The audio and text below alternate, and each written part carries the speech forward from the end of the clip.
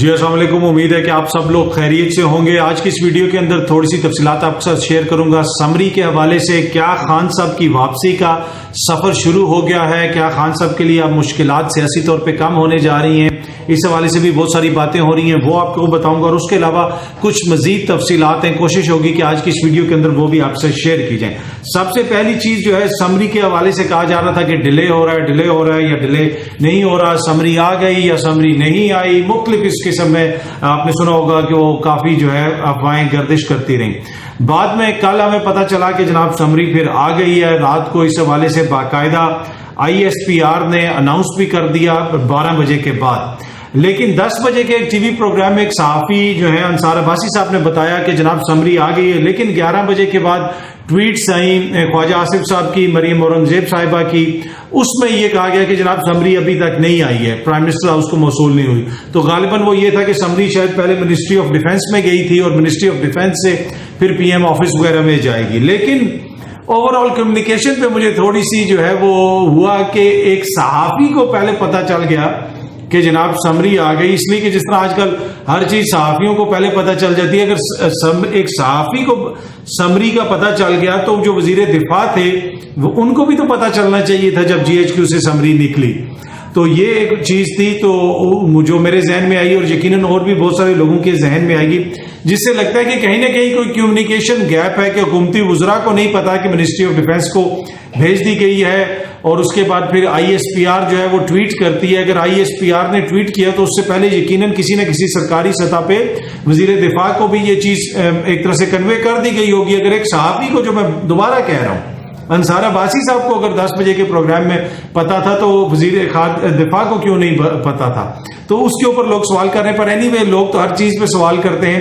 اب یہ سمری آ گئی ہے، اس میں لوگ کہہ رہے ہیں جناب یہ نام ہے، اوبیسلی جو سینئر قیادت ہے فوج کی، جس کے حوالے سے میرا بڑا کنسسٹنٹ موقف ہے کہ جو بھی آئے گا وہ اہل ہے، اس لیے کہ سارے لیفٹیننٹ جنرل بنے، اس عہدے تک پہنچے ہیں، تو یہاں سے آگے جو بھی آرمی چیف بنے گا وہ اہل ہوگا، لیکن سیاسی حکومت کا پھر ایک آئینی اختیار ہے، وہ جس کو مرضی تعینات کرے۔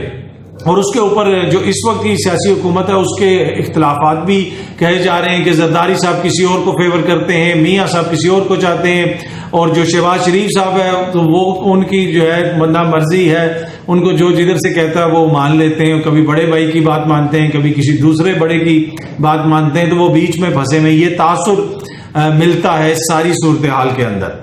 اچھا، اب جو اوبیسلی 1-2 دن کے اندر یہ تعیناتی وغیرہ فائنلائز ہو جائے گی، چیزیں سامنے آ جائیں گی۔ عمران خان صاحب بھی آپ کو پتا ہے کہ اگلے 1-2 دن کے اندر وہ بھی اپنا قافلہ لے کے، اپنے سپورٹرز کو لے کے پنڈی میں وہ پہنچ جائیں گے۔ تو جب وہ پنڈی میں آئیں گے تو پھر یہاں پہ صورتحال جو بنے گی وہ بھی آپ کو پتا ہے، اور اس کی وجہ سے حکومت کو بھی تھوڑے سے خدشات ہیں، اور ان کو خدشہ ہے کہ جی کہیں عارف علوی صاحب کوئی گڑبڑ نہ کر دیں، سمری روک نہ دیں، یہ نہ کر دیں، وہ کر دیں۔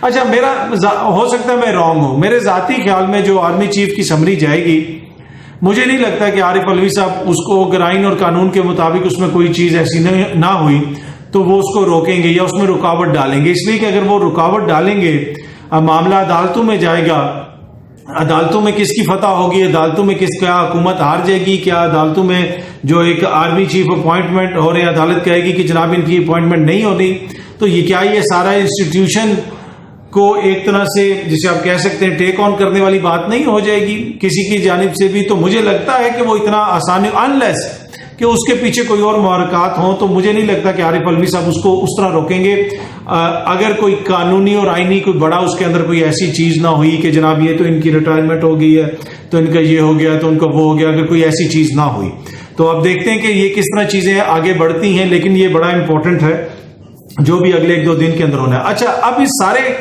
جو اس وقت بحث چل رہی ہے، اس کو بنیاد بنا کے کچھ لوگ یہ کہہ رہے ہیں کہ دیکھیں جی خان صاحب کی واپسی کا سفر شروع ہو گیا، خان صاحب نے اب واپس آ جانا ہے، اور خان صاحب کے جناب جو حکومت کے تعلقات خراب ہو گئے ہیں، حکومت کا جناب بالکل اب کچھ نہیں رہا، تو یہ ہو گیا بالکل۔ دیکھیں یہ بڑی سمجھنے کی چیز ہے، اس وقت بھی یہ جو حکومت ہے نا، یہ فیورٹ ہے، جس کی بھی فیورٹ ہے، عوام کی فیورٹ تو ہے نہیں ہے، ان کے جانے کا کوئی بندوبست نہیں ہوا، انہوں نے کہیں نہیں جانا، یہ ادھر ہی ہے۔ اس کی مثال میں آپ کو دے دوں کہ ابھی نواز شریف صاحب کی ایک سوشل میڈیا کے اوپر تصویر آ رہی ہے کہ میلان کے کسی ریسٹورنٹ میں وہ ہیٹ پہن کے بیٹھے ہوئے ہیں، وہ ویڈیو آپ نے بھی وہ دیکھی ہوگی سوشل میڈیا کے اوپر تصویر۔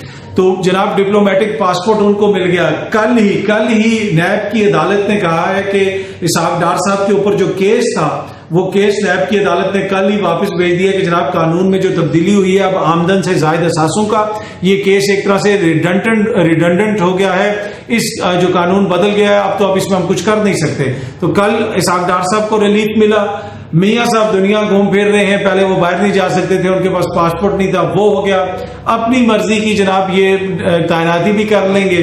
اس کے بعد جو ہے ایک اور چیز جو بڑی امپورٹنٹ ہے, مولانا فضل الرحمان صاحب کے سمدھی کو خیبر پختونخوا کا جناب گورنر بھی نامزد کر دیا گیا ہے. یہ بھی آج میڈیا میں رپورٹ ہو گیا. ہمیں تو کافی دن سے اس طرح کی خبریں آ رہی تھیں, آپ اخباروں میں بھی سامنے آ گیا, خبروں میں بھی سامنے آ گیا. تو اس سے آپ اندازہ لگا لیں کہ ان کی ہر چیز جو ہے وہ تو اپنی پلیس میں آ رہی ہے. اور آپ کیا سمجھتے ہیں کہ یہ ساری ایکسرسائز جو ہو رہی ہے کہ وہ عمران خان کو واپس لانے کے لیے ہو رہی ہے کہ جناب سمدھی کو گورنر اپوائنٹ کیا جائے گا, پاسپورٹ دیا جائے گا, پاکستان کا سفر نہیں کر سکتے, دنیا گھوم پھر رہے ہیں. تو یہ ساری چیزیں جو ہے وہ اس لیے ہو رہی ہیں کہ عمران خان کی واپسی کا سفر ہوگا. میرا نہیں خیال.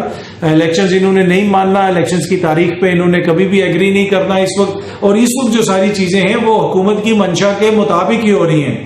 جنہوں نے بھی خان صاحب کو فارغ کیا ہے, پی ڈی ایم والے دوستوں نے کیا ہے سامنے, تو وہ یہی کہتے ہیں نا آئین اور قانون کے مطابق ہم نے یہ ووٹ آف نو کانفیڈنس کیا. وہ کسی بھی موڈ میں نہیں ہے کہ وہ خان صاحب کو واپس آنے دیں کسی بھی صورت میں. تو خان صاحب کی واپسی کا سفر جو ہے اگر وہ شروع ہوگا تو وہ عوامی پریشر سے شروع ہوگا. میں آپ کو پہلے دن سے کہہ رہا ہوں کہ خان صاحب جس دن خان صاحب کی حکومت گری تھی 25 مئی کے بعد دوستوں نے کہنا شروع کر دیا تھا کہ جناب وہ 6 دن کے بعد الیکشنز ہو رہے ہیں تو یہ ہو جائے گا تو وہ ہو جائے گا. میں نے اسی دن آپ کو بتایا تھا کہ خان صاحب کو ریلیف ملے گا تو وہ عوام سے ملے گا, اور وہ ملا ان کو.